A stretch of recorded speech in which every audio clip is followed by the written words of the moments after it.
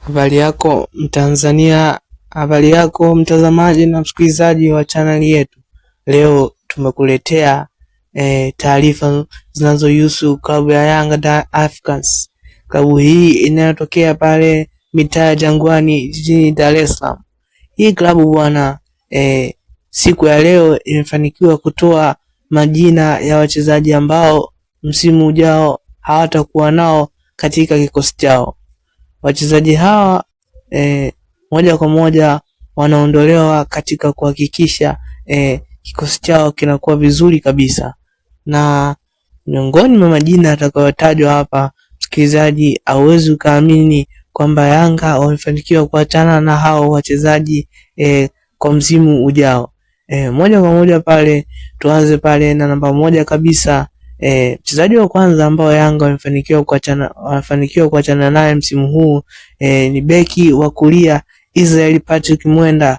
Licha ya beki huyu kukiwasha sana na kuwa katika wakati wa juu sana katika ligi kuu bara, akicheza pale upande wa kulia akionyesha performance nzuri kabisa pale.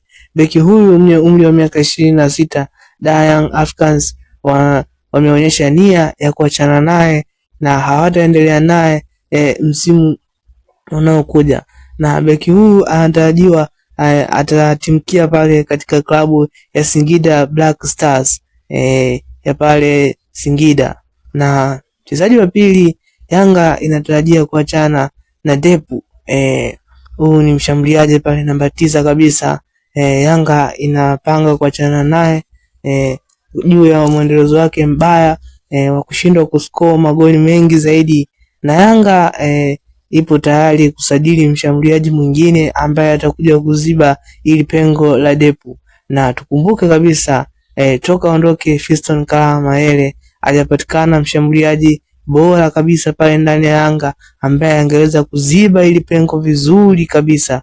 Kwa hiyo Yanga wapo mbioni kutafuta mchezaji ambaye anaweza akaziba ili pengo. Na mchezaji wa pili, mchezaji wa tatu Yanga wanatarajia kuachana na Mohamed Damaro ambaye huyu ni kiungo namba 6 pale, yani defensive midfielder.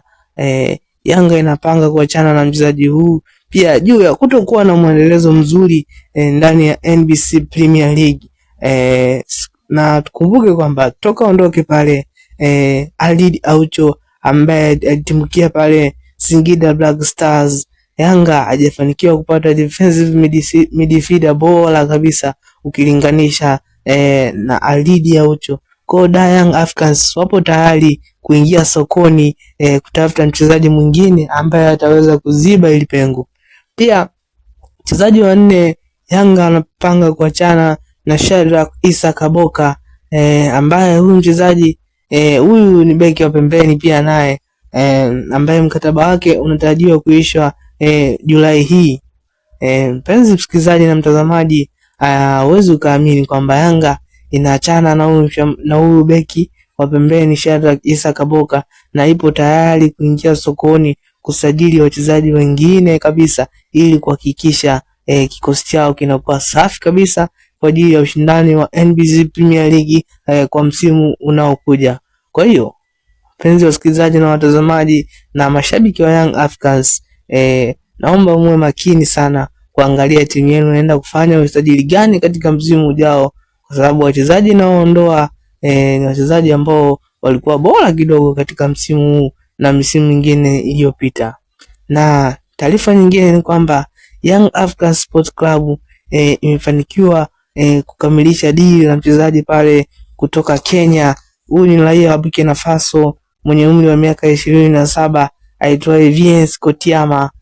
Mchezaji huyu ni mshambuliaji wa kati ambaye alikuwa anakipiga pale katika klabu ya Kenya Police ya nchini Kenya pale, klabu ya polisi ile. Yanga wamefanikiwa kukamilisha dili hili na kumsainisha mkataba wa miaka 2 pale, ambapo mkataba wake utaisha mwaka 2028. Kwa hiyo Yanga huyu ni mchezaji mzuri kwa sababu ndani ya klabu ya polisi pale amekuwa mchezaji bora anayefanikiwa kuibuka mfungaji bora wa ile ligi kwa msimu ulioisha hivi karibuni.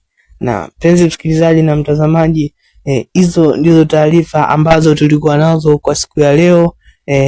Na karibu sana mpenzi mtazamaji na msikilizaji